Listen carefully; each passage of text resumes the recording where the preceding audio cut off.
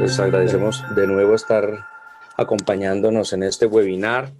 Les recordamos que este es el webinar 3 dedicados a patología cardiovascular relacionada a la infección por SARS-19.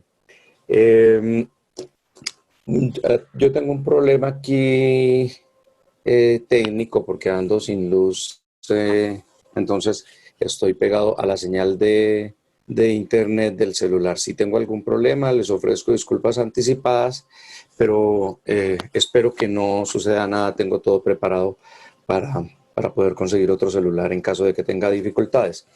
Entonces hoy, en nuestro segundo webinar, vamos a tratar de arritmias, de muerte súbita y de alteraciones ocasionadas por cualquiera de los medicamentos. Es muy importante que no dediquemos nuestro tiempo solamente a volver a hablar exclusivamente de la cloroquina, de la hidroxicloroquina, sino que hablemos también de los otros medicamentos. Entonces, tenemos un panel fabuloso hoy de invitados. El plan, queridos profesores, Francisco, Víctor y José Luis, creo que no ha llegado. José Luis tiene pues como dificultades en Barranquilla. Todos hemos sabido que Barranquilla está en este momento en un caos debido a la pandemia, pero muy seguramente se conectará muy pronto. Entonces, les pido, profesores, que seamos muy estrictos con el tiempo, de tal manera que cada uno de su conferencia y dejemos una... teniendo en cuenta que José Luis no se ha podido conectar, entonces les hago una propuesta. Vamos a iniciar con Francisco, como habíamos quedado, pero en la segunda conferencia vamos a darle espacio a Víctor y dejamos a José Luis como tercer conferencista para que le demos un tiempo para que se conecte. ¿Listo? ¿Les parece bien? Víctor y Francisco. De acuerdo, doctora Tertúa. Ok, bueno. Entonces empezamos con el doctor Francisco, que es nuestro invitado especial. Él es el único del panel que no es intensivista, pero es como si lo fuera porque es muy amigo de nuestra casa. El doctor Francisco Villegas es médico internista, cardiólogo, electrofisiólogo, es candidato a maestría en epidemiología de la Universidad CES y es el líder del servicio de electrofisiología en el Hospital Universitario de San Vicente Fundación. Es mi compañero de trabajo, además de ser mi amigo, y de la Clínica Central Fundadores. El doctor Villegas entonces nos va a hablar de arritmias y COVID y bienvenido, Francisco, adelante. Horacio, muchas gracias a ti y a todos los miembros pues, de la Junta Directiva de la Asociación Colombiana de Medicina Crítica y Cuidado Intensivo por esta invitación. Obviamente pues para nadie es una novedad que COVID-19 es una enfermedad que nos cambió la manera de ver muchísimas cosas en medicina y una de ellas pues es la forma en la que nos enfrentamos a ciertas patologías cardiovasculares. Si me permiten, voy a compartirles mi pantalla. Entonces, como les decía, perdón, yo voy a poner aquí el puntero. Listo, muy bien. COVID-19 es una enfermedad que le cambió el rostro a toda la humanidad, ¿cierto? Y nos está haciendo demasiadas preguntas, nos está haciendo replantearnos muchos conceptos que teníamos y que habíamos considerado durante mucho tiempo. Y al día de hoy, estos son los datos pues, del Centro de Recursos para Coronavirus de la Universidad de Johns Hopkins. Miren que nos estamos acercando rápidamente a los 10 millones de casos y pronto, tristemente, estaremos cerca de los 500.000 muertos. Y Colombia, pues, no es ajeno a los azotes de esta pandemia. Miren que ya hoy tenemos casi 80.600 casos confirmados y solamente en las últimas 2 semanas hemos duplicado el número de fallecidos. Tenemos 2.654 muertos al día de hoy, cuando hace 15 días exactamente teníamos 1.300.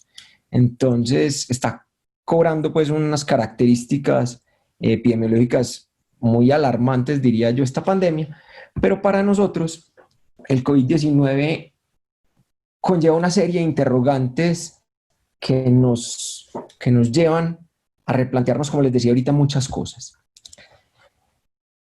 Empecemos diciendo, y no me voy a detener en esto porque Horacio me contó que ya habían hablado sobre fisiopatología de la enfermedad por COVID-19, esa interacción que tiene el virus del SARS-CoV-2 con el receptor de la ECA2 nos va a explicar muchas de las manifestaciones clínicas que van a tener nuestros pacientes.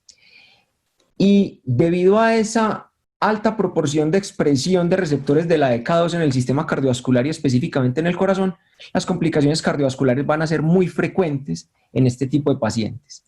Y curiosamente a hoy ya podemos decirles que la complicación cardiovascular más frecuente, no la más grave, pero la más frecuente en los pacientes con enfermedad COVID-19 son las arritmias.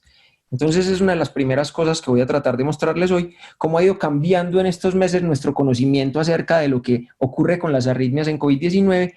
Todavía tenemos muchas preguntas, todavía tenemos muchas dudas, pero hemos ido aclarando poco a poco qué es lo que ocurre a este respecto con esta enfermedad.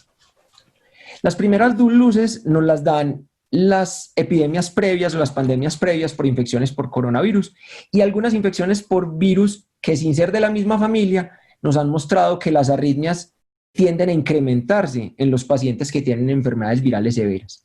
Entonces, la primera enseñanza nos la dio SARS, la infección por SARS que inició en el 2002 y tuvo esa pandemia en el 2003, nos mostró varias cosas. Primero, que las arritmias eran muy frecuentes. La manifestación clínica más frecuente en SARS junto con la fiebre era la taquicardia. El 73% de los pacientes hacían taquicardia sinusal, con una mediana duración de esa taquicardia que era de 12.7 días, pero el 40% de los pacientes con SARS tenían taquicardia después de 4 semanas. Entonces, fue la primera cosa que nos llamó la atención. En SARS, los pacientes hacían arritmias, especialmente taquicardia sinusal, pero también se demostró que hacían taquicardias ventriculares malignas y muerte súbita asociada a esa infección. Y vinieron las primeras preguntas de si de pronto podría ser relacionado con la posibilidad de daño citotóxico directo por el virus y de generación de miocarditis en estos pacientes. Cosas que, como vamos a ver más adelante, parecen también ocurrir en los pacientes que tienen infección por SARS-CoV-2.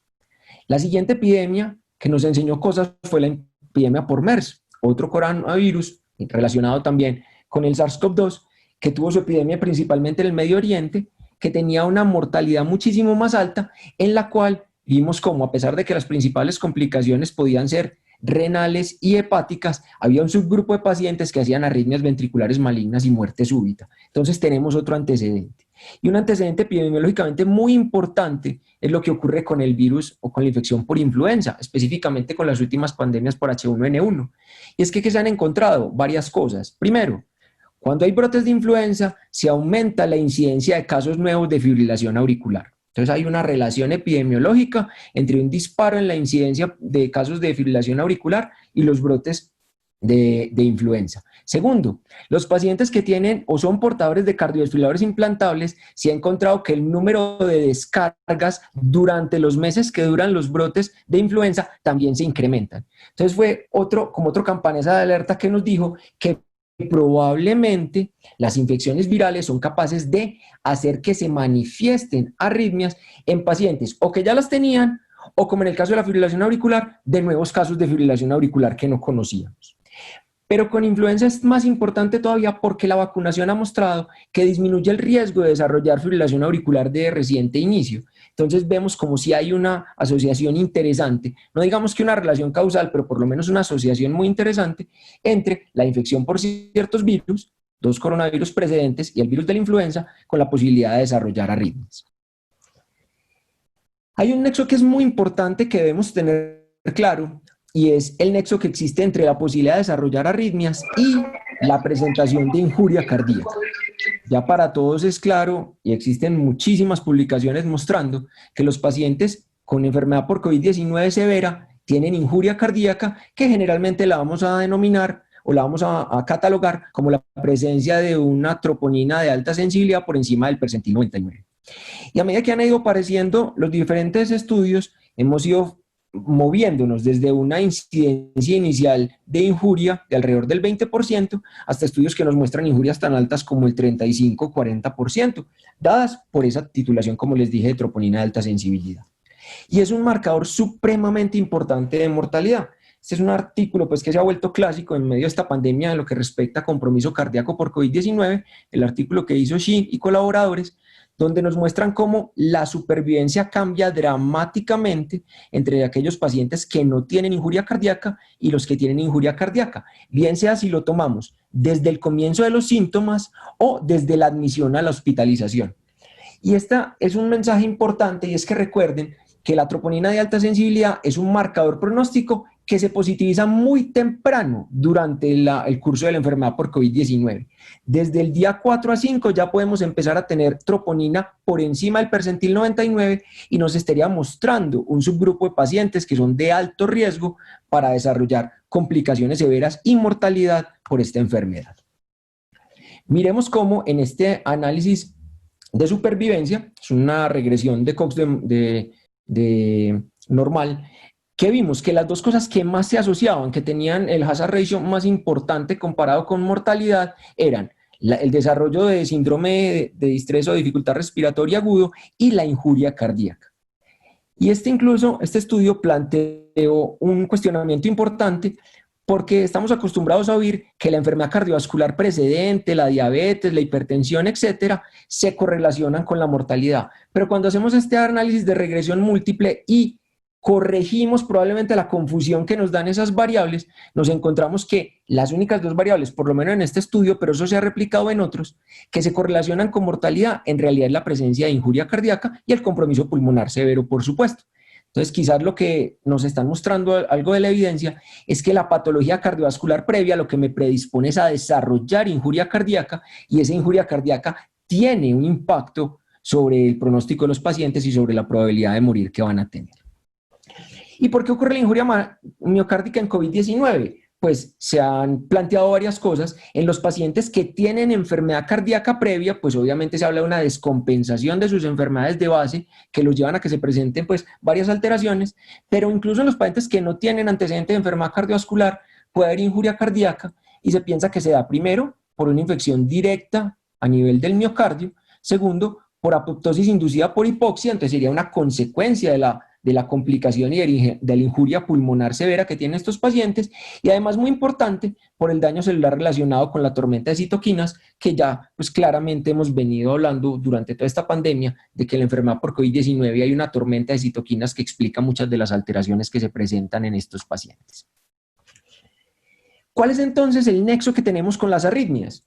Desde las primeras publicaciones que se dieron a principios de este año, de esas cohortes con COVID-19 en la provincia de Hubei, en la ciudad de Wuhan, nos empezamos a encontrar que había un grupo importante de pacientes, no despreciable, alrededor del 7%, que su manifestación inicial en la enfermedad por COVID-19 eran palpitaciones. Entonces nos empezamos a preguntar, ¿será que esos pacientes irán a presentar más probabilidad de arritmias? Y cuando vemos algunos otros artículos que ya también se han vuelto clásicos, como este de Wang, vemos que la probabilidad de desarrollar arritmias en pacientes con COVID-19 hospitalizados, aquí estamos hablando de pacientes que están más enfermos, está alrededor más o menos del 17%, pero si el paciente tiene que ir a unidad de cuidado intensivo, la probabilidad de desarrollar arritmias es muy alta, alrededor del 45% de esos pacientes en esta serie inicial, ahorita vamos a ver que eso se ha venido replicando, van a presentar algún tipo de arritmias. Tristemente, estos estudios iniciales no hicieron una caracterización pues muy adecuada de las arritmias.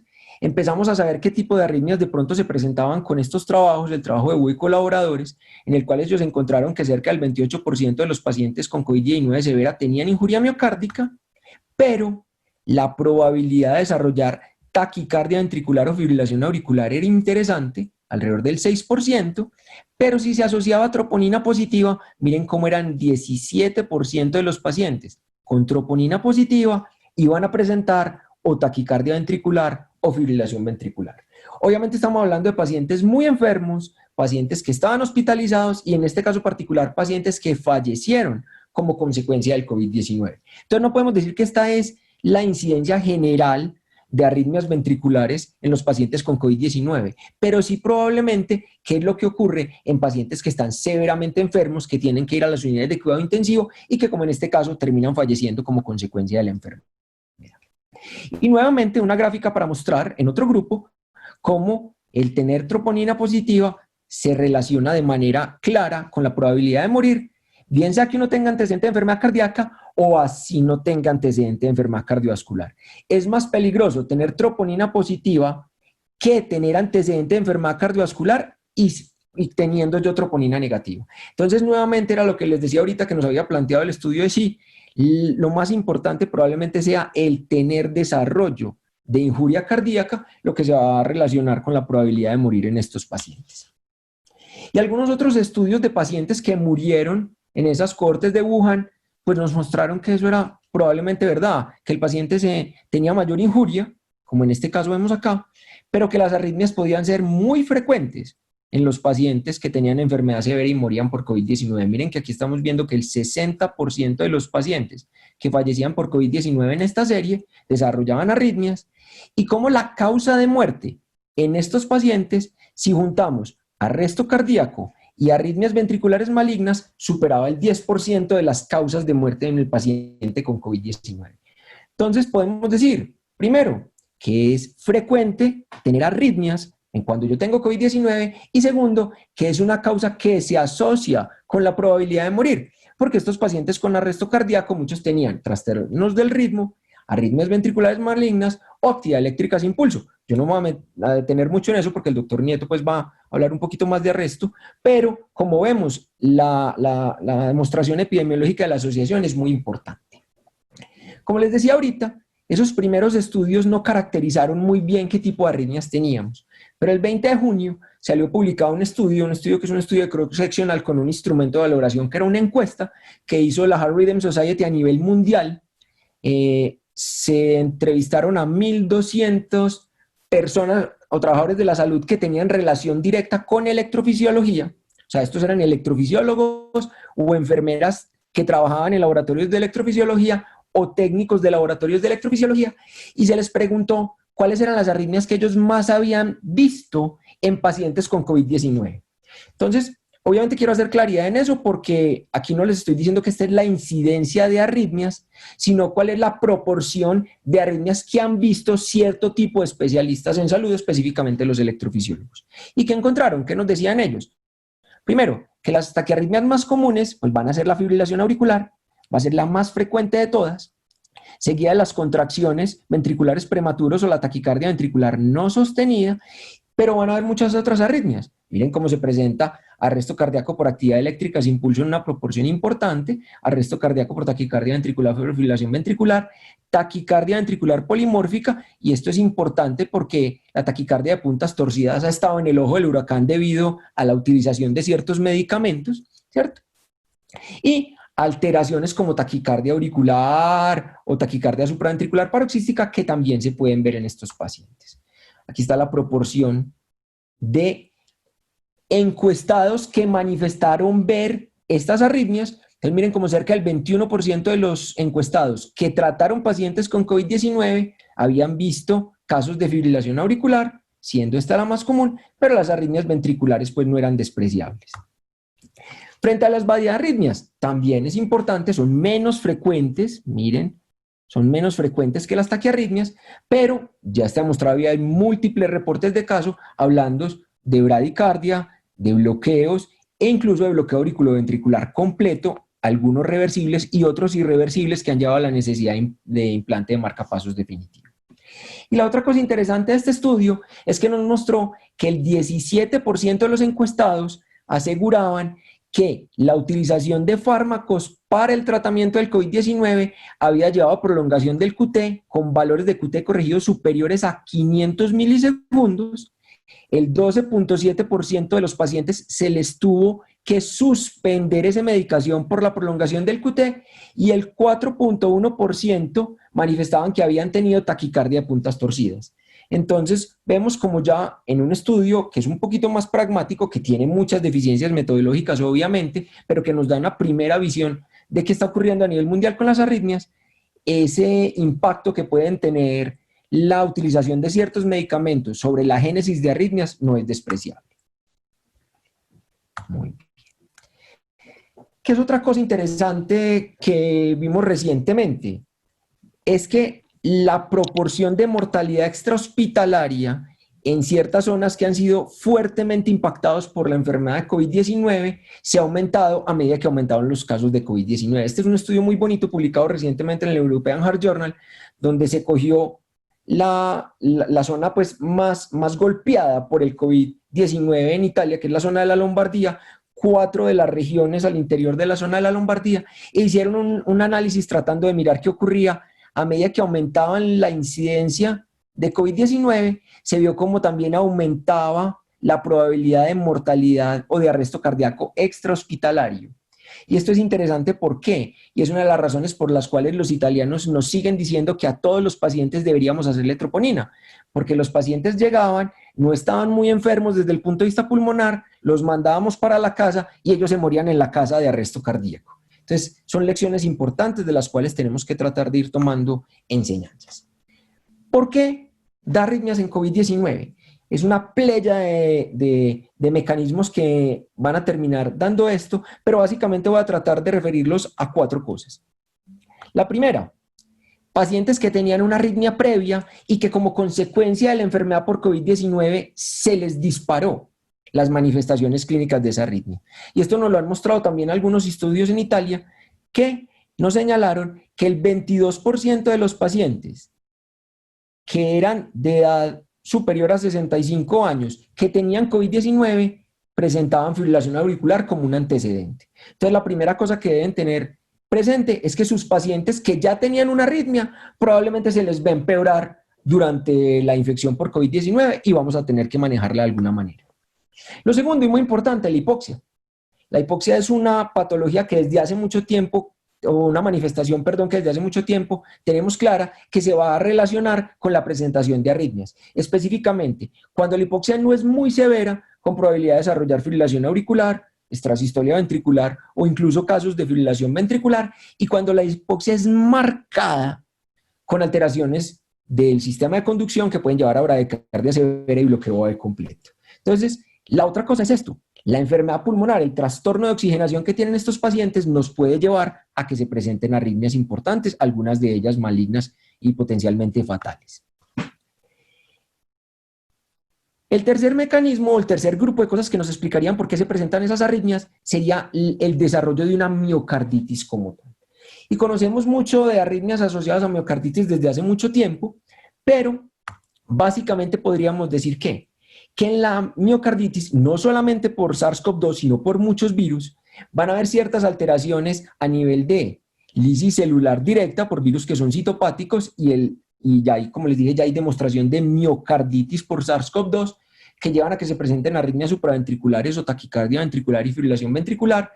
Pueden llevar isquemia por alteración microvascular, lo cual en un momento determinado vuelve inestable eléctricamente esos ventrículos y se asocia a probabilidad de desarrollar fibrilación ventricular, y puede haber invasión directa por el virus del sistema de conducción, llevando a que se presenten fenómenos de bloqueo auriculoventricular, bien sea paroxístico o definitivo, como ya están reportados en COVID-19. Entonces, la miocarditis como tal es una alteración que se relaciona de forma importante y es una de las posibles etiologías que estamos valorando como causa de arritmias en COVID-19. Pero hay algo que es muy interesante de esta enfermedad, y es que esta enfermedad tiene un componente inflamatorio supremamente importante, y nosotros también desde hace tiempo hemos venido aprendiendo que la inflamación en el corazón se relaciona con la probabilidad de desarrollar muchas alteraciones.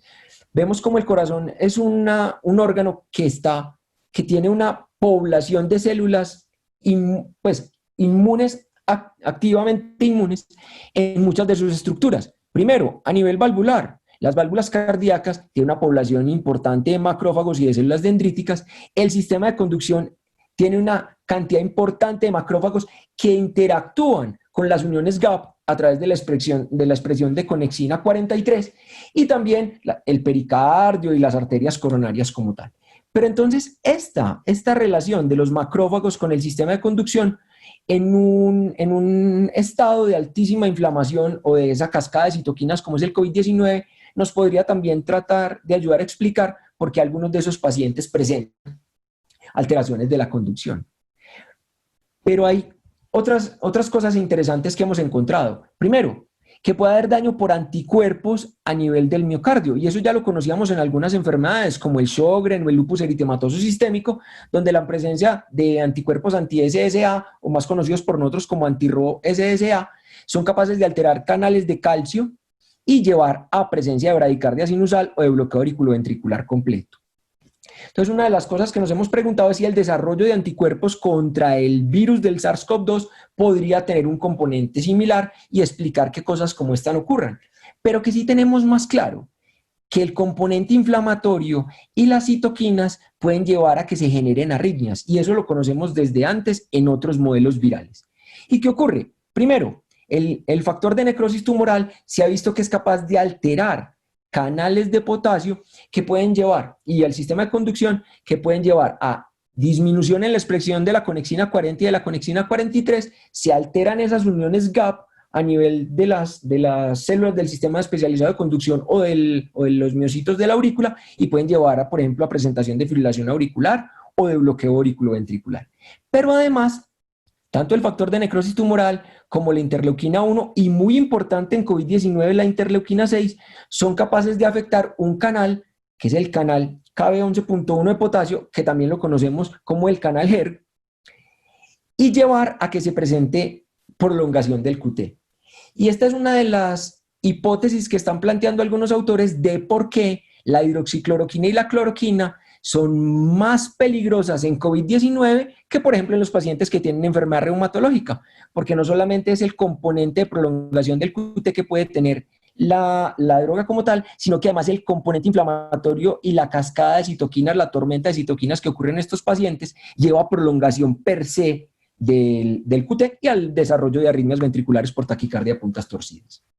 Y por último, pues no me voy a tener mucho aquí porque hay una charla específica en eso, pero recordemos que algunas de las medicaciones que se están utilizando, bien sea para el COVID-19 o para manejar esos pacientes en la unidad de cuidado intensivo o para tratar las arritmias si se presentan, pueden llevar a que se aumente el riesgo de desarrollo de arritmias ventriculares. Esta es una tablita muy interesante que nos habla de algunos de los medicamentos más comunes que se ha visto que se asocian con riesgo de prolongación de QT en enfermedad por COVID-19. Entonces, anestésicos como el propofol o el sevoflurane, antibióticos, los macrólidos, entonces muy importante la acitromicina, las finolonas que se utilizan muchas veces como medida para tratar de evitar superinfección en esos pacientes, fluconazol, etcétera, pero también los antivirales que se han utilizado en estudios para tratar como tal directamente el COVID-19, algunos antieméticos, los antiarrítmicos, muy importante la amiodarona, antipsicóticos y, por supuesto, la cloroquina y la hidroxicloroquina. Esta grafiquita entonces reúne todo eso que les dije de qué es entonces lo que podría explicar por qué se dan las arritmias en COVID-19. Entonces, les repito, va a haber un componente de invasión viral directa sobre el tejido miocárdico que, si está empeorado por la hipoxia, puede llevar a que se presenten arritmias, en especial arritmias ventriculares o fibrilación auricular. Esa respuesta anormal del huésped, esa respuesta inmunológica incrementada, esa tormenta de citoquinas y sobre todo el aumento de los niveles de interleuquina 6 puede llevar también a cambios a nivel de los cardiomiocitos, de los canales iónicos, prolongación del QT y desarrollo de arritmias ventriculares como taquicardia ventricular de puntas torcidas. Y además, muchas de las terapias que utilizamos pues van a prolongar específicamente el QT por su interacción con la citocromo P450 y van a hacer que se presenten esos episodios de taquicardia de puntas torcidas. Para terminar, entonces, unas poquitas palabras sobre cómo vamos a manejar las arritmias en COVID-19. Lo que les voy a mostrar está sacado de la última versión que salió en junio 10 de las recomendaciones, no son unas guías, sino de las recomendaciones de la Sociedad Europea de Cardiología sobre manejo de las patologías cardiovasculares en COVID-19. Y entonces vamos a ver que ellos nos recomiendan que probablemente las únicas cosas que vamos a tratar como urgentes en pacientes que tienen COVID-19 son estas. Vamos a hallar a los pacientes a ablación de taquicardia ventricular o de fibrilación ventricular si están en tormenta. Los vamos a hallar a ablación de flóter auricular o de fibrilación auricular si tienen síncope o está llevando esa arritmia, taquicardiomyopatía y no se ha podido controlar con medicamentos. Síndrome Wolff-Parkinson-White si está asociado a FA preexcitada o ha llevado a síncope o arresto cardíaco. Marcapasos definitivos solamente en los pacientes con bloqueo de alto grado sintomático que ya se recuperaron de la infección por COVID-19. Porque si están severamente enfermos, la probabilidad de morir es tan alta que la recomendación es no colocarles el marcapaso definitivo, sino probablemente sostenerlos con un marcapaso transitorio hasta que se recuperen y entonces ahí colocárselos, un cardiodesfibrilador urgente si han tenido demostración de episodios de arrestos por taquicardia ventricular y algunas otras cosas como revisión de electrodos que estén disfuncionando, ¿no? Los otros pacientes probablemente, los otros contextos de manejo de arritmias, probablemente nos dicen que seamos un poquito más prudentes y que esperemos un poco. Aquí simplemente en arritmias en fibrilación auricular, un mensaje, vamos a preferir el control de respuesta a tratar de tenerlos en ritmo sinusal y es muy importante valorar la necesidad de anticoagulación porque muchos de estos pacientes, el COVID-19 es una enfermedad que se asocia a mayor probabilidad de desarrollar trombosis, entonces probablemente muchos de ellos necesiten anticoagulación y en arritmias ventriculares siempre valorar si el QT está prolongado o no, porque eso nos va a cambiar la manera en que vamos a manejar a estos pacientes. Si quieren ahorita en las preguntas podemos especificar un poquito más de esto. Si nuestro paciente tiene una canalopatía de base y es un síndrome de Brugada, lo tenemos que mantener eutérmico porque la fiebre, temperaturas por encima de 38,5, se asocian a mayor probabilidad de desarrollar taquicardia ventricular polimórfica y fibrilación ventricular. Entonces, mucho cuidado con eso. Y si el paciente tiene una taquicardia ventricular catecolaminérgica, pues entonces evitar las aminas simpático-miméticas, los agonistas del receptor beta 1 o alfa, porque nos van a aumentar la probabilidad de hacer más arritmia. Y si el paciente entra en paro con esta arritmia en específico, pues vamos a tener que evitar la adrenalina, porque si no, lo único que vamos a hacer es empeorarlos. Y dos cositas aquí, este es un artículo muy interesante del grupo de Duke, de la Universidad de Duke en Durham, donde ellos nos dan unas recomendaciones puntuales y nos dicen que en fibrilación auricular probablemente la meta de control de respuesta no sea tener menos de 110, como usualmente hemos tenido, sino que frecuencias alrededor de 130, si permiten estabilidad hemodinámica, probablemente son una buena meta, entonces no nos tenemos que empelicular mucho con eso. Y la otra cosa es siempre considerar el inicio de anticoagulación si no hay contraindicación, así el chat-VAS no sea muy alto. Y esta recomendación de los americanos es interesante porque va un poquito en contra de lo que los europeos nos dicen, porque los europeos nos dicen que nos basemos en el chat-VAS para definir la anticoagulación. Los americanos han sido un poquito más proclives a decir que seamos liberales con la anticoagulación por ese componente de trombosis que tiene el COVID-19. Estas simplemente son unas recomendaciones frente a valoración del QT, pero como vamos a hablar, se va a hablar específicamente de esos medicamentos, no me voy a detener ahí para no llevarme todo el tiempo. Y pues por ahora muchas gracias. Cuando lleguemos entonces a la parte final, si tienen alguna pregunta, pues podemos resolverla con mucho gusto. Muy bien, Francisco, muchísimas gracias por tu excelente conferencia. Al final entonces de las exposiciones, el público, por favor, si tienen preguntas, pueden pasarlas por el chat, yo se las paso a los tres conferencistas, o si quieren hacerlos ustedes mismos, les abrimos el micrófono para que hablen directamente con los conferenciantes. Ok, bueno, entonces nuestro próximo conferenciante es una persona, pues obviamente muy conocida dentro de todos nosotros, el doctor Víctor Hugo Nieto Estrada, es internista, epidemiólogo clínico, intensivista, es intensivista de los Cobos Medical Center, profesor de posgrado de la Fundación Universitaria Sanitas, y profesora ad honorem de la Universidad del Bosque. Víctor nos va a hablar hoy de un tema supremamente importante. Eso es un tema, digamos, no solamente intentando buscar respuestas dentro de tanta incertidumbre, sino que es un tema que toca mucho la seguridad del personal en salud. Nos va a hablar de parada cardíaca durante el COVID-19, cómo actuar. Bienvenido de nuevo, Víctor. Muchas gracias por acompañarnos. Doctora Tertúa, muchas gracias por la invitación. Un cordial saludo para todos. Es importante y reconocerles que en medio de esta crisis saquen un tiempo todavía para estas actividades académicas. Tengo un mensaje del doctor Achini. La crisis es tal que nuestro presidente de la sociedad, realmente el problema que en este momento azota a la ciudad de Barranquilla, le ha limitado poder ingresar a esta actividad, así que les extiende unas excusas para todo el grupo. El tema que les voy a tratar es la reanimación cardiopulmonar. Permítanme compartirle mi presentación. Y bueno, básicamente, como mencionaba el doctor Ateortúa, esto es un tema que implica mucho la seguridad de todo el grupo, así que cualquier esfuerzo guiado a este tema nunca va a sobrar. Digamos que nosotros necesitamos protegernos. Sí es cierto que debemos hacer la atención de mejor calidad, pero es importante proteger nuestros grupos de trabajo. Esta imagen básicamente se las traigo porque a pesar que algunos países en el mundo están saliendo de las crisis, lastimosamente en muchas de nuestras ciudades está recrudeciendo esta crisis. Es importante que trabajemos de una forma segura para poder, pues, protegernos nosotros estos grupos de trabajo. Y esta diapositiva básicamente se las muestro porque al principio de la crisis los resultados en reanimación cardiopulmonar en el paciente crítico con COVID realmente eran muy desalentadores. Incluso se cuestionaba la posibilidad de hacer reanimación cardiopulmonar en estos pacientes.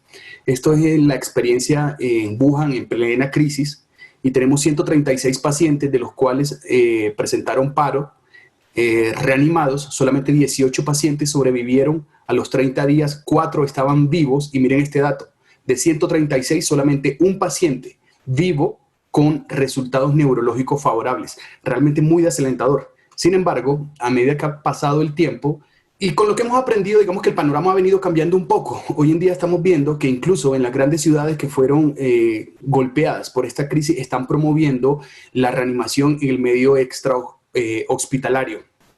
Con datos importantes, ya el doctor Villegas nos mostró cómo un porcentaje importante de los paros cardíacos se presentaron en Italia, en el medio extra hospitalario, y en España tenemos datos casi del 70% de algunas de las regiones del número total de paros fueron fuera del medio hospitalario.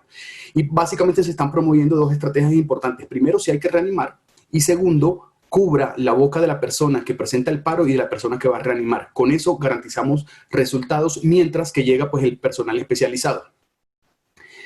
Y experiencias recientes muestran de pronto un panorama un poco más alentador. Muestran que la sobrevida en los pacientes que son sometidos a reanimación está alrededor del 6%, y se lo estratificamos por el medio, por el ritmo de paro, encontramos que los pacientes que presentaron taquicardia ventricular, ritmos defibrilables, esa sobrevida puede llegar hasta del 15%. Entonces, el objetivo de la charla, básicamente más que darles una serie de acciones en el paciente con COVID que presenta paro, es proporcionarles los elementos para que ustedes desarrollen un plan de organización para manejar la reanimación cardiopulmonar en el paciente con COVID, o si ya lo tienen, la posibilidad que puedan evaluarlo y mejorarlo con las recomendaciones que le voy a dar. Y básicamente este plan está basado en 4 puntos. El primero es establecer los criterios, y estos criterios es muy importante al momento de decidir el paciente a quien vamos a reanimar, contextualizar en el momento de la pandemia en la cual nos encontremos. Segundo, es importante desarrollar una política de prevención, más que una política de intervención. ¿A qué me refiero con esto? Y es que si nosotros prevenimos en estos pacientes que desarrollen esos eventos de paro cardíaco, probablemente vamos a hacer intervenciones controladas que van a garantizar seguridad en el grupo. El tercer punto es todo el cambio organizacional que debemos establecer al interior de las áreas que hemos destinado dentro de nuestras instituciones para el manejo del paciente con COVID. Y el último punto realmente es el punto que corresponde a la modificación en las acciones tradicionales que hacemos en los protocolos de reanimación. Recuerden que los estamentos establecidos por la AJA, el Comité Europeo de Reanimación, el Comité Internacional de Reanimación, en sus versiones originales, pues no son aplicadas al paciente con COVID. Sin embargo, en medio de esta pandemia han realizado modificaciones para poder aplicarlos. Estos 4 puntos es lo que vamos a desarrollar. Y el primer punto es establecer los criterios, establecer un triage para decidir a qué pacientes vamos a someter a reanimación cardiopulmonar. Y es importante nuevamente contextualizar. ¿A qué me refiero con contextualizar? Algunos autores han dividido la pandemia en fases. Algunos la llaman fase A, cuando nosotros todavía tenemos la posibilidad de ofrecer nuestras camas hospitalarias. Otros han denominado la fase donde sobrepasa esa posibilidad de ofrecer recursos, como la fase B. Pero me gusta mucho esta distribución que hacen estos autores, donde la pandemia la clasifican en situaciones. Tenemos una situación convencional donde funcionamos normalmente. Tenemos una situación de contingencia donde tenemos un aumento en el número de casos. Y tenemos finalmente una situación denominada crisis. La crisis, como estamos entrando en algunas de nuestras instituciones en este momento, Hoy, el día de hoy, en mi institución tenemos una área COVID de 12 camas en cuidados intensivos y está llena al 100%. Y ellos básicamente recomiendan que nosotros debemos ajustar nuestros criterios para decidir la reanimación, depende del momento en que estemos ubicados. Es así que los criterios tradicionales basados en la bioética con los cuales nosotros trabajamos, la autonomía, la justicia, la no maleficencia, deben también ajustarse a lo que estamos sucediendo.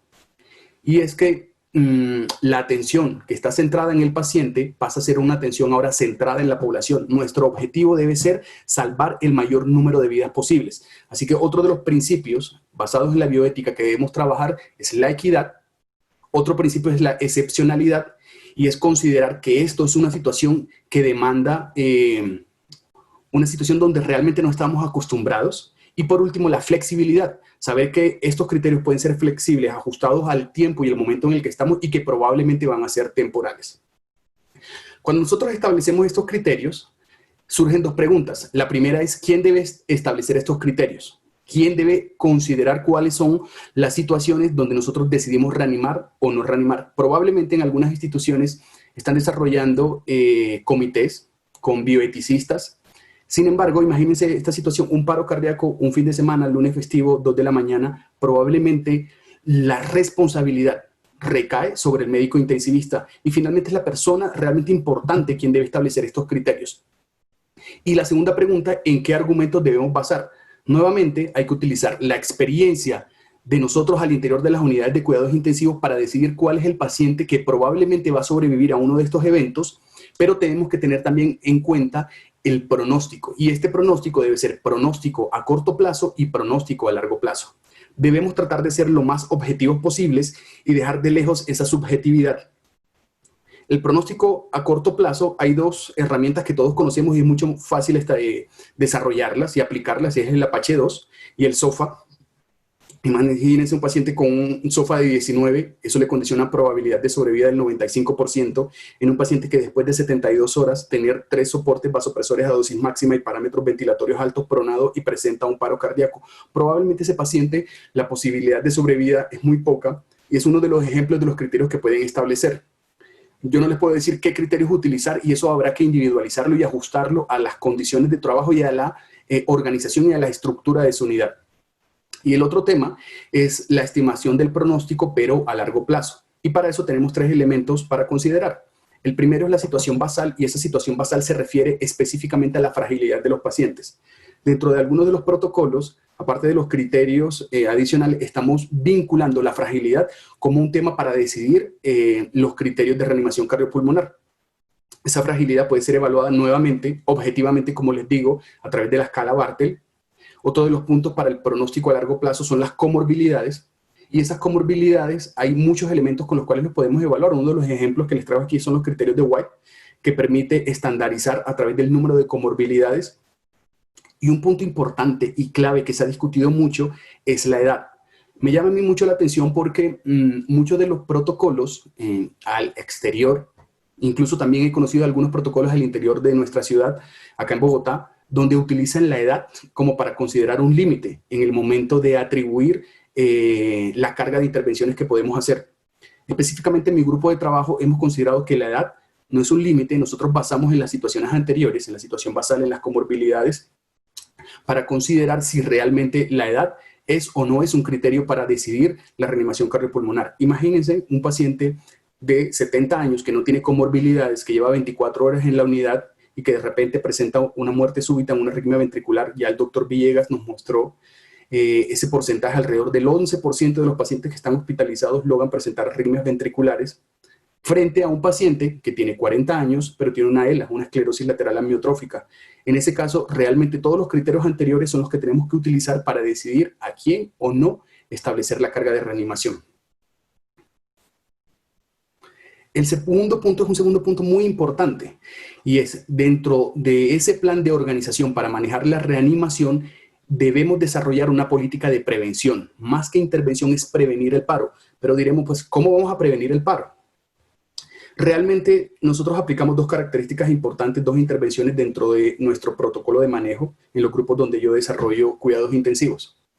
La primera es intubación preventiva y aclaro, ya, se ha discutido mucho el tema de riesgo de la ventilación mecánica en los pacientes que no está indicada, y es, no vamos a intubar los pacientes de rutina. Lo aclaro nuevamente, la intubación preventiva es en el paciente que usted considera que tiene un riesgo inminente de falla, y si usted no lo atiende oportunamente, probablemente el desenlace va a ser un paro.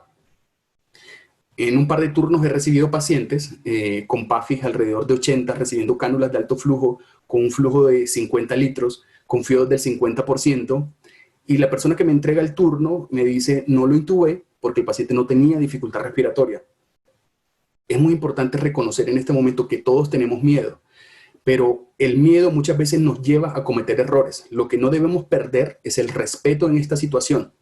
Miedo nos hace perder el panorama, pero respetar la situación probablemente nos llevará a tener decisiones asertivas. Entonces, hay que decidir mucho, hay que aplicar mucho esa capacidad de prever y de advertir, controlar mucho esos instintos de espontaneidad que probablemente nos pueden llevar a cometer errores. Y la segunda estrategia que vamos a aplicar como prevención es recordarles la escala NEWS. En muchos de los grupos de trabajo, la escala NEWS se está utilizando para decidir el ingreso a las unidades de cuidados intensivos o definir el soporte que le vamos a brindar a este paciente. Sin embargo, en su versión original, cuando se desarrolló, esta escala está creada para establecer la carga de trabajo que vamos a administrar a un paciente dependiendo de la severidad. Nosotros básicamente lo que estamos haciendo es diariamente seguimos el NEWS en nuestros pacientes al interior de la unidad de cuidados intensivos, y con esto determinamos los pacientes que entran en deterioro y podemos establecer intervenciones oportunas. Entonces, clave, prevenir más que intervenir. El tercer punto, ¿ya? Y el tercer paso dentro de este plan de organización es precisamente los cambios administrativos que nosotros debemos establecer al interior de las unidades de cuidados intensivos que han sido, o las áreas que han sido destinadas para el manejo con COVID. Y básicamente les traigo 4 puntos que han demostrado en los distintos protocolos y grupos de trabajo resultados buenos. La primera, nuevamente, es prevenir. Recuerden la capacidad de advertir para tomar decisiones oportunas. Es importante que nosotros entrenemos en el manejo de la escala de alerta temprana a todos los grupos de trabajo y a todas las personas que intervienen en la atención del paciente con COVID.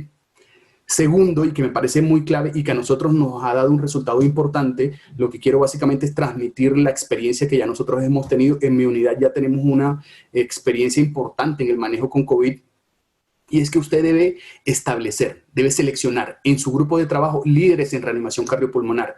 Escoja médicos, jefes de enfermería y terapeutas respiratorias entrenadas en reanimación cardiopulmonar. Estas personas van a tener la experiencia, van a tener siempre esa alerta en todo momento, y van a tener un segundo rol, y es entrenar al resto del grupo. Esto ha demostrado realmente una experiencia muy clave y nos ha dado buenos resultados. Tercero, utilice simulación. Nosotros al principio de la crisis nos preparamos, hacíamos entrenamiento, realmente hemos venido disminuyendo, pero en algunos de grupos de trabajo en medio de la crisis han continuado estos simulacros de reanimación con resultados muy importantes. Sobre todo clave, entrenar a las personas en cómo protegerse, la utilización de los elementos de protección personal. Y por último, y no menos importante, es la comunicación. Todos estos esquemas de trabajo es importante que desarrollemos comunicación asertiva, tanto para planear como para retroalimentar. Y esto es un ejemplo basado en simulación de lo que normalmente se debiera hacer en un turno, y nosotros ya lo estamos aplicando, y es el concepto del briefing y el debriefing. El briefing se refiere a, al iniciar el turno, usted por favor planee, recuerde sus protocolos. Una recomendación que les doy es hacer en su revista, establecer, dependiendo de los criterios que usted haya establecido para reanimación cardiopulmonar, cuáles de sus pacientes van a recibir o no reanimación cardiopulmonar. Seguramente eso le va a permitir a usted que tenga resultados más favorables y proteja a su grupo. Y al final del turno, ya, por favor, comparta todas las experiencias de lo que le sucedió. No solamente para buscar errores, sino para hacer retroalimentación positiva en sus intervenciones acertadas que hicieron durante su turno. Esos 4 elementos hacen parte del tercer punto, que es los cambios administrativos que se deben desarrollar al interior de la unidad. Ya el cuarto punto, y es específicamente las modificaciones en términos de acción y de intervenciones que se hacen a los protocolos tradicionales. Les mencionaba al principio que los estamentos tradicionales, las políticas tradicionales para la reanimación, los protocolos de la AJA, del Comité ILCOR, del Comité Europeo, probablemente en sus versiones originales no son aplicables en el 100% a los pacientes con COVID. Y eso nos lleva a que nosotros hagamos modificaciones en nuestros protocolos de trabajo. Estos 6 puntos que les muestro son los 6 puntos en los cuales nosotros modificamos nuestros protocolos de reanimación.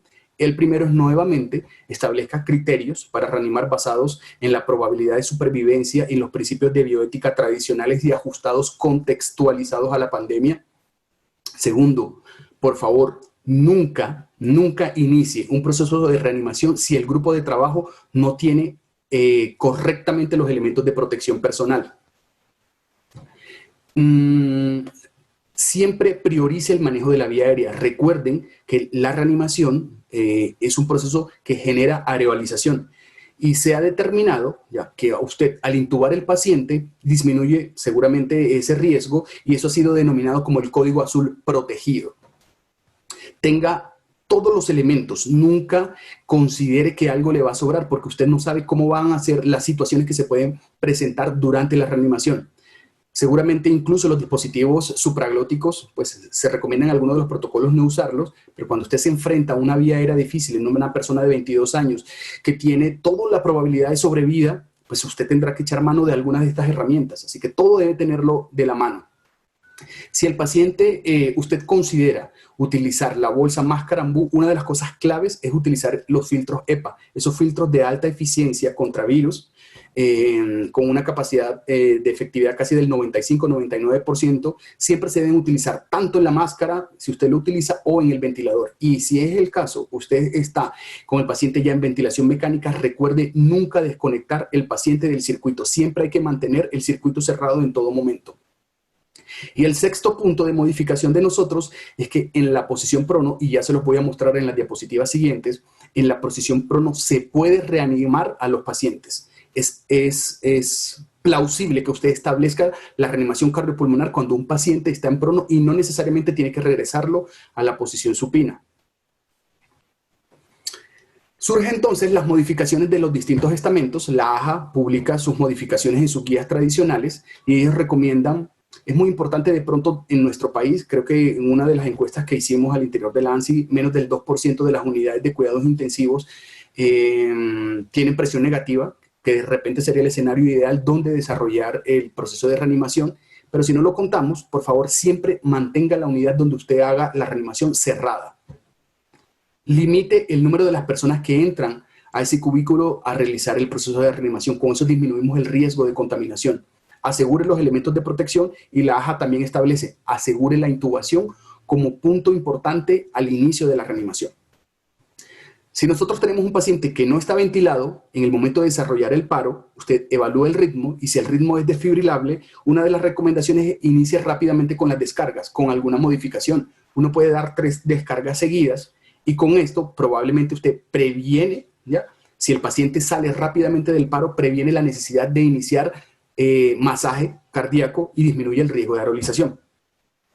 Si el paciente está con ventilación mecánica, y esto es un mensaje clave para las personas que manejamos ventilación mecánica, para las terapeutas, para los intensivistas, por favor no desconecte el circuito. Y una de las recomendaciones es utilizar un modo, en ese momento, si usted lo tiene en un modo diferente, vuélvalo a un modo controlado por volumen, utilice fracciones inspiradas de oxígeno del 7% y establezca una frecuencia de respiraciones de 10 por minuto. Me pareció muy clave este dato.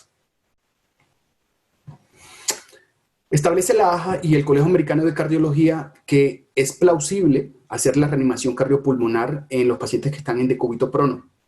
Sin embargo, el nivel de evidencia es bajo, obviamente porque pues, en medio de esta pandemia no va a haber suficiente evidencia para catalogarla mejor, y probablemente no conocemos completamente la efectividad. Sin embargo, ya, digamos, es plausible que si usted reanima al paciente en esa posición y hace compresiones, probablemente va a garantizar flujo a los órganos vitales. Con 2 puntos muy importantes que debemos tener en cuenta y que les recomiendo. Si el paciente presenta el paro, y nosotros en el protocolo de mi institución, nosotros estamos manejando los pacientes que tienen SDRA moderado por COVID, nuestra estrategia de manejo es prono en posición despierto, con algunas recomendaciones específicas, y cánulas de alto flujo. En esa situación, si el paciente presenta paro, como usted debe abordar la vía aérea, probablemente será la circunstancia donde usted rápidamente debe girar el paciente. Pero si el paciente presenta paro en ventilación mecánica estando en prono, evite girar el paciente. Usted puede establecer la reanimación en esta posición. La recomendación sería que si algunas personas en algunos protocolos han establecido un tiempo, alrededor de 5 minutos, donde si el paciente no presenta respuesta después de una reanimación adecuada y usted considera que el paciente tiene probabilidad razonable de sobrevida, sería el punto donde, en prono en ventilación mecánica, volver a posición supina. Los paros de estos pacientes en prono, en algunas series de trabajos publicados, básicamente fueron causas muy básicas que no se atendieron oportunamente y eran desconexiones del circuito o acodaduras del tubo o que se obstruía el tubo. Así que siempre en un paciente que presenta paro en esta posición hay que ir a buscar esos elementos. La reanimación se debe hacer a nivel, o la presión se debe hacer a nivel de los cuerpos vertebrales, T7 y T10. La velocidad, el ritmo y la profundidad es igual como la reanimación tradicional y uno puede realmente realizar defibrilación. También en esta posición se recomienda hacerlo o en posición antero-posterior, como lo están viendo en la gráfica, o otras de las recomendaciones de las experiencias publicadas es utilizar defibrilación en posición biaxilar. Esto es básicamente para mostrarles de forma ya visual cómo sería la forma de ubicar.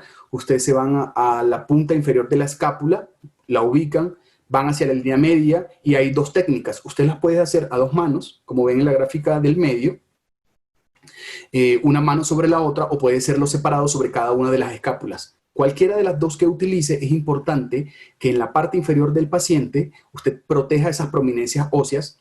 Seguramente estos pacientes en prono, nosotros en nuestros protocolos establecemos protección en esas áreas. Algunas personas deciden quitar en este momento que presenta el paro, quitar esas protecciones porque la reanimación no va a ser efectiva. Y las gráficas inferiores es para mostrarle, en caso tal de que usted tenga un desfibrilador externo, cómo se deben colocar los adhesivos para que detecte y desencadene la carga si es el caso. En cuanto a las compresiones, digamos que la calidad de la compresión debe ser similar. Usted debe garantizar por lo menos una depresión de la caja torácica alrededor de 5 centímetros con una frecuencia que debe ser de 100 a 120 por minuto, y usted debe permitir el retroceso completo del tórax. Si el paciente ya está ventilado y tiene una vía aérea asegurada, usted puede garantizar una frecuencia de 30 compresiones por 2 ventilaciones. Pero el punto clave es que minimice al mínimo el tiempo de las interrupciones en las compresiones. En cuanto a los medicamentos, tampoco cambian. Los medicamentos son las mismas dosis, son las dosis similares. Es importante, y una recomendación que le hago muy importante: las personas cuando entran a los cubículos, si no están entrenadas, si ustedes no recuerdan sus protocolos, si no establecen los roles, no van a saber cómo desenvolver al interior del cubículo en un paciente con paro. Así que es importante todos los días en esa revista, como les recomendaba al principio, recomendar estos pasos, establecer roles en el momento de ingresar a la unidad de cuidados intensivos. Las causas reversibles, que son las H y las T, como tradicionalmente los conocemos en los protocolos de reanimación, aplican de la misma manera, solo que nuevamente hago énfasis en la serie, sobre todo en las series de Nueva York, se encontró que muchos de estos pacientes presentaban paros o porque presentaban neumotoras a tensión, o porque se obstruía el tubo orotraqueal, o porque se desconectaba el circuito. Y lastimosamente, la proporción de cuidado de estos pacientes es muy poca, y si se hubiera detectado oportunamente, probablemente era una causa reversible muy sencilla para solucionar el paro. Esto básicamente para resumir el tema. Esta es la infografía que nos muestra la AJA, y en el paciente que nosotros que presenta paro, una clave importante es esa maniobra de escuchar, sentir, para detectar el tema del paciente que están en paro, queda completamente proscrita por el riesgo de contaminación. Nosotros vamos a echar mano de las herramientas que tradicionalmente usamos en cuidados intensivos. Si usted tiene un paciente con una línea arterial, y es una de las recomendaciones que le doy, nosotros en nuestros pacientes que ingresan a la unidad, una de las intervenciones tempranas es hacer monitoreo invasivo de la presión arterial, para tomar, básicamente, a esos pacientes le estamos haciendo gases arteriales cada 6 horas, y es una forma muy fácil de obtener las muestras por el riesgo de contaminación. Entonces, si usted encuentra un paciente que se van los signos vitales y la curva está plana, pues usted fácilmente puede sospechar un paro cardíaco en estos pacientes, evitando esas maniobras que nos pueden llevar a riesgo de contaminación. y determine si el paciente tiene un ritmo desfibrilable o no desfibrilable. Si el ritmo es desfibrilable y usted establece, como les comentaba en las diapositivas anteriores, la descarga oportunamente, hasta 3 descargas, usted puede evitar, si el paciente sale de esa arritmia ventricular, puede evitar la necesidad de hacer reanimación. Si el paciente definitivamente no sale, la prioridad es intubar, disminuir el riesgo de areolización y progresar ahí sí en las maniobras tradicionales de reanimación. Si el paciente está en asistolia y es un ritmo no desfibrilable, la recomendación nuevamente es intubar, evita el riesgo y desarrolle el protocolo convencional. Y estos mensajes finales, para que nos los llevemos, es importante. El primero es, como les decía, las herramientas que le discutí en esta charla es para que ustedes establezcan su propio protocolo de reanimación cardiopulmonar.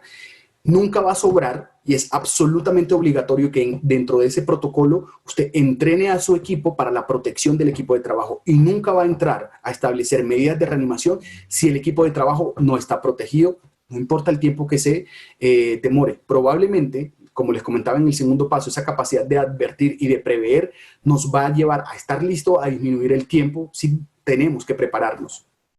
El tercer punto es identifique, establezca a la cabecera del paciente en sus turnos cuáles son los pacientes que se van a beneficiar y cuáles no de reanimación cardiopulmonar. Y los que no, por favor, no es que vamos a dejar de brindarle tratamiento. Es importante recordar los cuidados de fin de vida en estos pacientes. Siempre priorice la intubación e identifique la vía aérea difícil. Estas vías aéreas difíciles son clave. Nosotros estamos desarrollando también grupos de trabajo para intervención. Tenemos todas las herramientas necesarias, así que como les comentaba, por favor, nunca va a sobrar ninguno de los elementos que usted crea que puede ser necesario en el momento de abordar una vía aérea. Evalúe el ritmo de paro para determinar la intervención inicial y que el último punto, en los pacientes en que ustedes están manejándolos en ventilación en prono, la reanimación es plausible, aunque no está del todo probado la efectividad. Con esos puntos quiero que lo fijemos, lo llevemos a nuestros grupos de trabajo y bueno, muchas gracias por su tiempo. Ok, mil gracias, Víctor. Excelente conferencia también. Bueno, tenemos 20 minuticos para preguntas, por favor. Ya hay unas en el chat, ya las voy a leer. Les pido a los profesores ser lo más cortos y concisos, a ver si le damos espacio a varios de las personas que estoy seguros que después de las 2 conferencias extraordinarias tienen varias preguntas. Desafortunadamente, José Luis también por el lado mío les manda a ofrecer sus disculpas, pero parece que los problemas en salud en Barranquilla están muy complejos. Mientras la gente, levanten la mano por favor si quieren. Yo me salí es que me sacó de la conferencia. Alejo, no sé si tienes las preguntas ahí en el chat porque a mí se me borraron. Ok, si quieres ya por acá las leo. Listo, dale. Tenemos, por favor. Nos pregunta Alex David. En el paciente con COVID en parada, ¿el uso de amiodarona se desaconseja dado el riesgo de aumentar más riesgo de arritmias?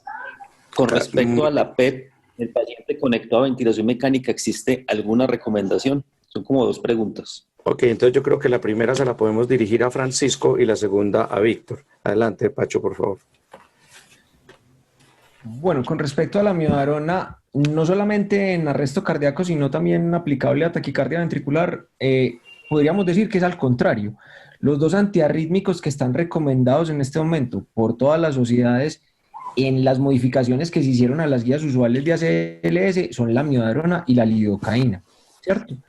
¿Cuál es el asunto que siempre se debe tener en cuenta? Hay que tratar de valorar es cuál es la posible interacción con otros medicamentos que pudiesen alargar el QT y que asociados a la amiodarona aumenten el riesgo de taquicardia de puntas torcidas.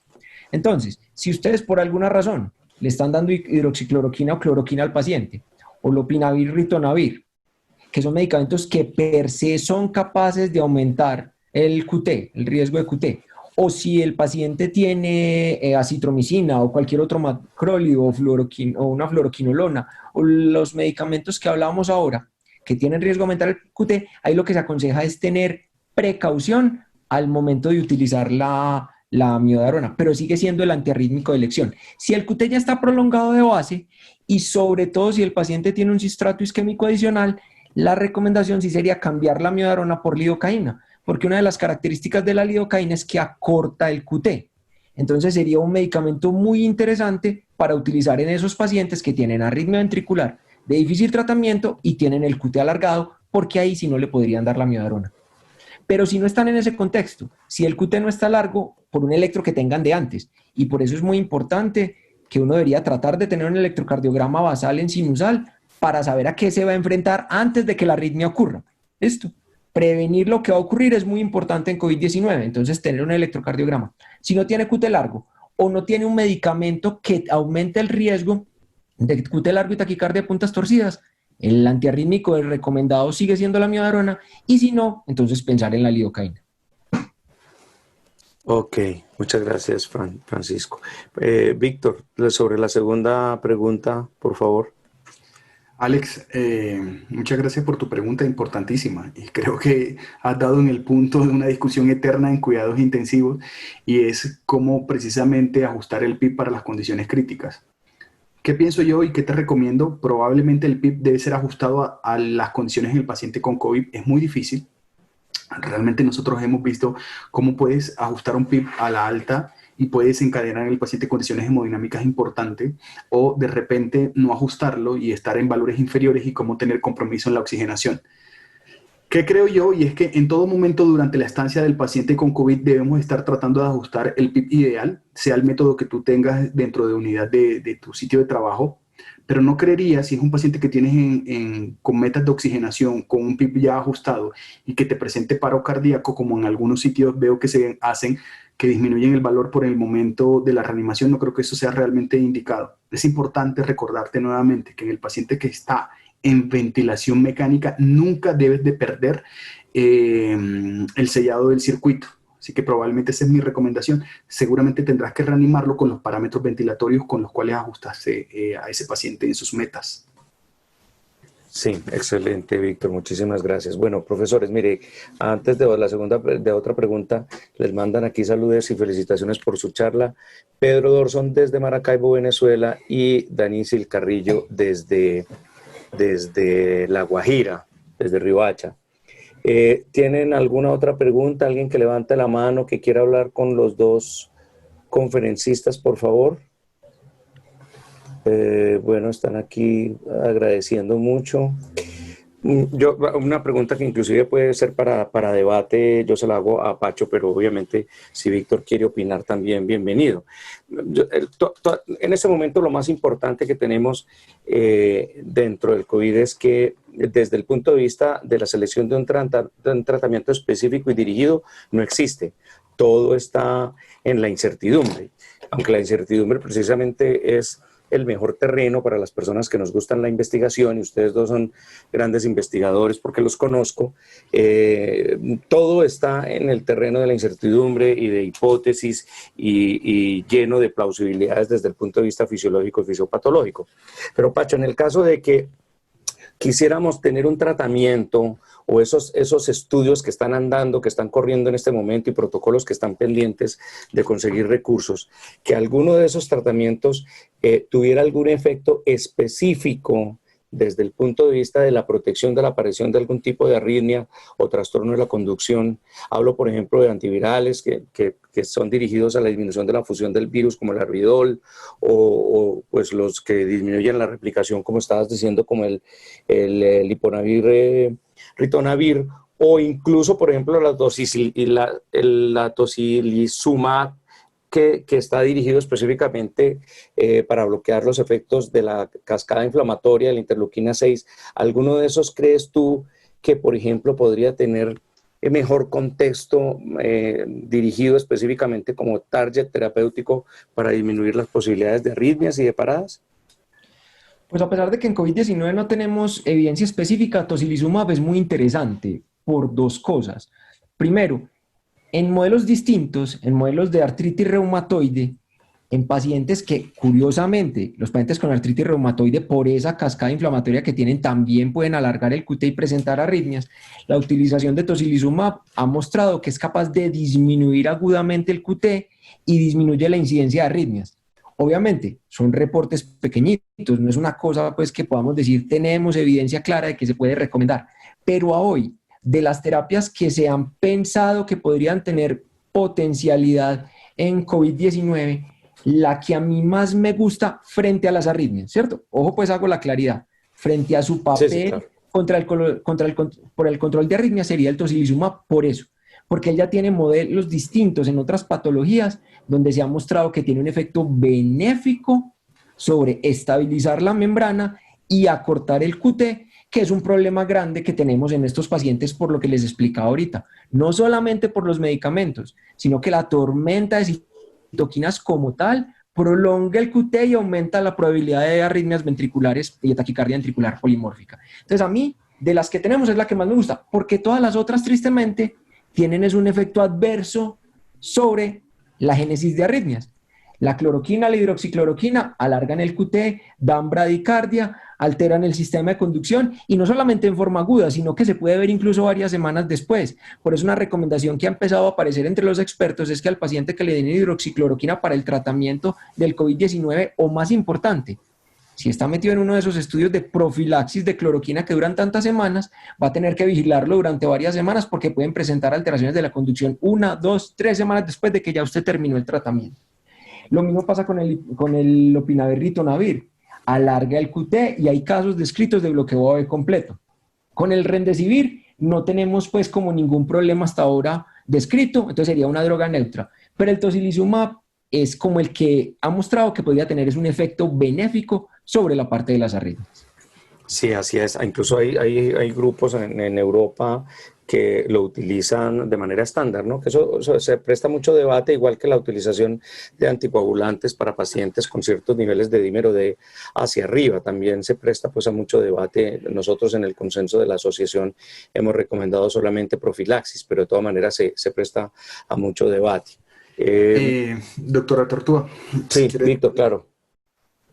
Pues yo tengo, digamos que, una opinión muy reservada en cuanto a los tratamientos específicos.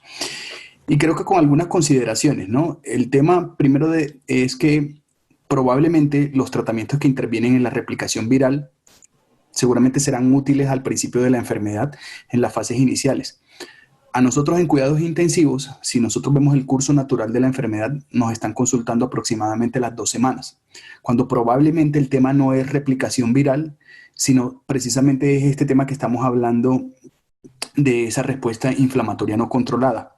Algunas personas, incluso en algunos grupos de trabajo, cuestionan realmente el tema de la tormenta de citoquinas, ¿ya? Pues que precisamente de pronto esto es una respuesta inflamatoria exagerada, pero es la respuesta inflamatoria normal. Yo no creo mucho, con algunas excepciones. De pronto los receptores que reconocen los patrones específicamente de los antígenos virales, pero el resto de la respuesta inflamatoria es muy similar al tema.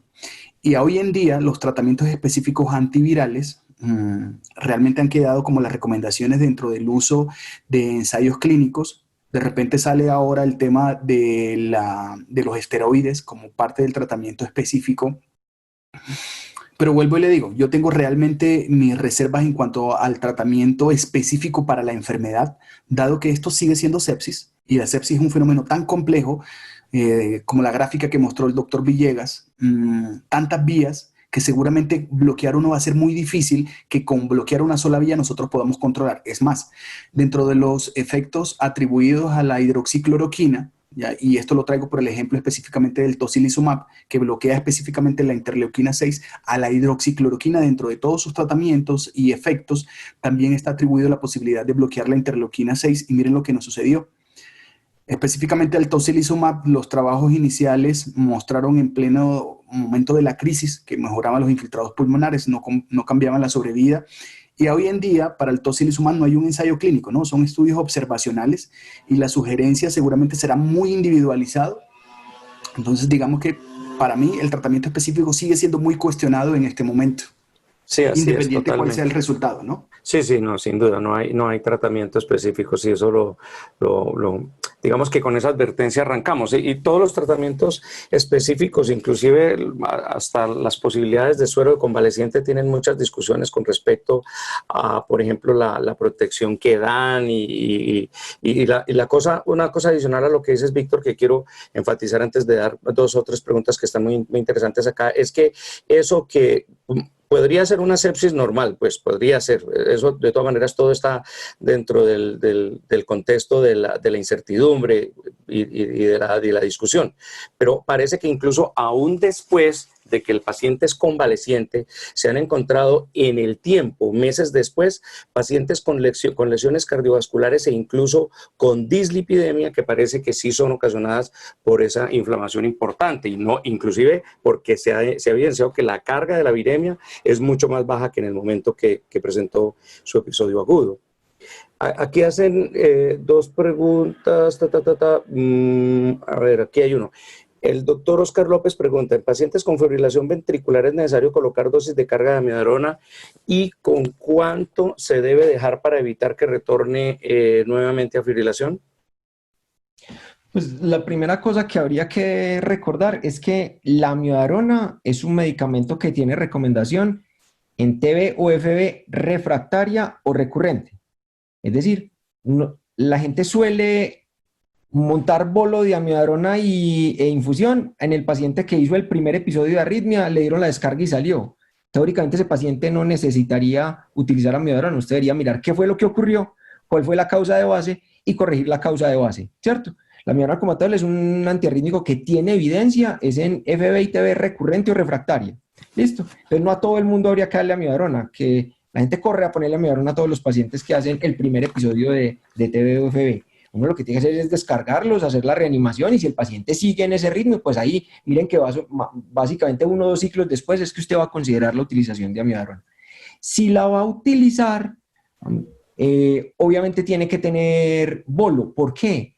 Porque uno de los grandes problemas que tiene la amiodarona, que no tiene la procainamida, por ejemplo, pero que nosotros no tenemos, es que el inicio de acción es muy lento. Entonces yo necesito saturar la capacidad, pues, tengo que tener niveles de amiodarona para que logre funcionar. Entonces, es una droga que es menos buena desde el contexto puramente agudo, por eso los resultados mejores han sido en esos pacientes que tienen episodios, pues, recurrentes o de la arritmia refractaria. Pero si la va a colocar, debe poner pues la dosis del bolo. Y no hay cambio frente a la dosis en amiodarona, es decir, usted debería seguir utilizando, si va a poner infusión, colocarlo a 1 miligramo un minuto durante las primeras 6 horas y después a 0.5 miligramos minuto durante las siguientes 18 horas, y ya ahí usted valida si necesita continuar impregnación venosa o si se va a pasar a impregnación oral. ¿Listo? Pero sí la debe utilizar de esa forma en esas condiciones, pues, que estoy contándoles.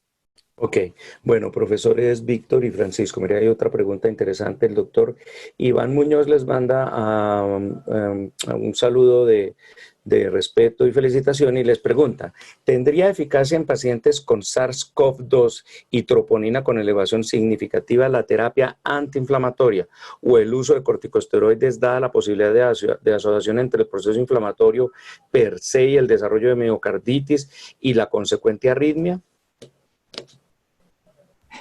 Es una pregunta muy interesante porque es una pregunta a la que yo creo que desde el punto de vista de la evidencia no tenemos respuesta. Voy a explicar. Pues primero voy a tratar de pecar de abogado del diablo, y si nos preguntan de eficacia, recordemos que eficacia, por lo menos desde el punto de vista de epidemiología, es valorar el resultado frente a condiciones ideales, ¿cierto? Entonces probablemente aquí hablaríamos más de si tiene efectividad o no. Pero no sabemos. Empezamos a tener algunos indicios con la utilización de los corticosteroides específicamente, los artículos recientes de que podrían impactar la supervivencia, pero a hoy que seamos capaces de decir que sí, que tiene un impacto real y que la evidencia nos dice que la podemos utilizar sin miedo, yo diría que no. ¿Que tiene sentido? Hay algunos problemas que nos tenemos que plantear. Probablemente en la fase aguda serviría, pero que recordemos que MERS nos mostró algunas cosas. En MERS se utilizaron corticosteroides en forma más prolongada y muchos de esos pacientes terminaron desarrollando complicaciones cardiovasculares tardías, algunas de las cuales se asociaron o se pensó que su asociación tenía que ver con la utilización prolongada de corticosteroides, tratando de emular precisamente esa respuesta inflamatoria.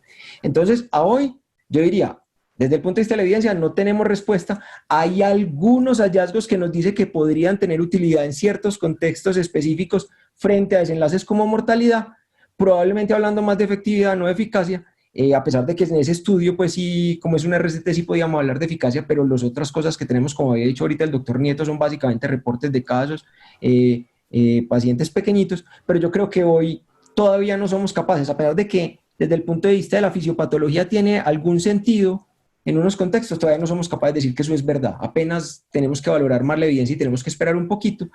Y de ahí yo me pego para algo que estábamos diciendo ahorita, y es que hoy la gran mayoría de estas intervenciones las deberíamos utilizar en protocolos de investigación, no las deberíamos utilizar como tratamiento rutinario, porque es que no tenemos demostración de que sirvan.